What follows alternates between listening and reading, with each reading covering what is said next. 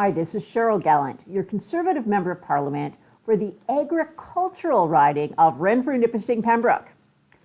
Once again, the Trudeau Freeland Grain Trust has demonstrated it will serve cruelty for cash in return. More and more Canadians are having to send their children to bed hungry. Fuel prices, artificially inflated by the carbon tax to stop Trudeau's fabled apocalypse, have driven up the cost of food by 25% faster than you can say, "No name mac and cheese, please." The West won't put more money into producing more fuel because Trudeau's already sworn to phase out the oil sands. So Canadians suffer helplessly. Add Trudeau's mean, petty, vindictive COVID mandates to the equation, and what food there is cannot reach the kitchen tables because many of the truck drivers have been deemed unacceptable. Justin says they're just taking up space. Then there was Hurricane Ida. Hurricane season is now extreme weather to shut you up in case you feel like complaining about the carbon tax. Last August, when Hurricane Ida hit the Louisiana coast, it knocked out a nitrogen plant. Nitrogen is a key component in fertilizer. Fertilizer is needed for crop yields. So North America had suffered a blow to food security back then. Trudeau and Freeland were putting the final touches on the $600 million pandemic election we didn't need, so they were oblivious to the loss. Putin had already started positioning troops and artillery along the border with Ukraine, but Trudeau and Freeland had their own war to wage to bother with Putin. The election produced the same results as the one 2 years prior. Thousands of Afghans who had assisted Canadian troops and been promised protection from the Taliban were merely collateral damage, at least as far as Trudeau and Freeland were concerned. Estimates of 400,000 Russian troops conducting exercises next to Ukraine were reported. Back in Canada, the pandemic had largely mutated itself out, but a third shot was available for those who want it. Another nefarious name was being sought for the latest variant to keep the fear alive.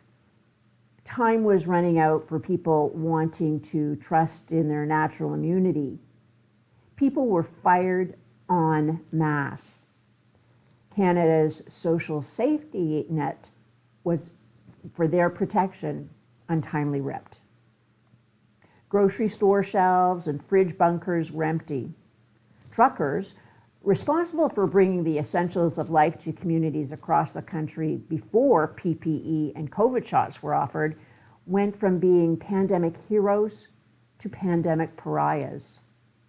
Amid reports of adverse reactions to COVID shots, some people have been hesitant to line up for their injections. Truckers who took the wait-and-see attitude weren't allowed to do their cross-border runs. While other countries lifted their restrictions, Trudeau was determined to have citizens obey his orders, so he cracked down even harder. Convoys of truckers wanting to speak to their government started to organize across the country. Eventually, they all folded into one convoy and made their way to Parliament Hill. People waved flags and cheered on overpasses and along the highways because they were comforted to see other people who also felt that their freedoms being ripped away were actually going to do something. They were no longer suffering alone. The Prime Minister wouldn't give this constituency the time of day. Exercising his usual accusation in the mirror go-to, Trudeau accused the truckers of being racist, misogynist, and rapist in a deliberate attempt to rile a violent response. He wanted to invoke the Emergencies Act in the worst way. He wanted a spectacle like the January 6th incident on Capitol Hill in Washington, D.C. The truckers were patient and waited for an audience with any government official. Trudeau claimed the truckers were domestic terrorists and had their bank accounts frozen. Freeland got such a charge out of freezing and seizing accounts, she's decided to make those powers permanent. He had the CBC report the truckers were proxies for Russian interference. The public safety minister falsely accused the truckers of arson. On Valentine's Day, Trudeau invoked the Emergencies Act. Freeland chortled they should enact laws to let the government freeze and squeeze bank accounts on a more frequent basis. Then, 10 days later, Putin launched his offensive on Ukraine. And just as Trudeau choked the truckers by freezing their bank accounts, he and Freeland put the squeeze on Putin and his pals. On March 3rd, Trudeau and Freeland announced a 35% tariff on Russian imports, including fertilizer and medical supplies. Here's where it gets dirty, and Trudeau gets the gravy.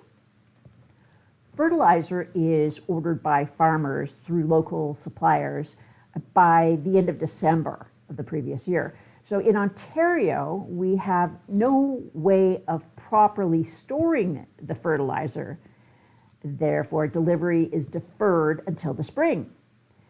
The fertilizer pre-ordered at prices already double over the previous year was then subject to an additional 35% tax to cover the tariffs that were added months after the fertilizer had already been bought.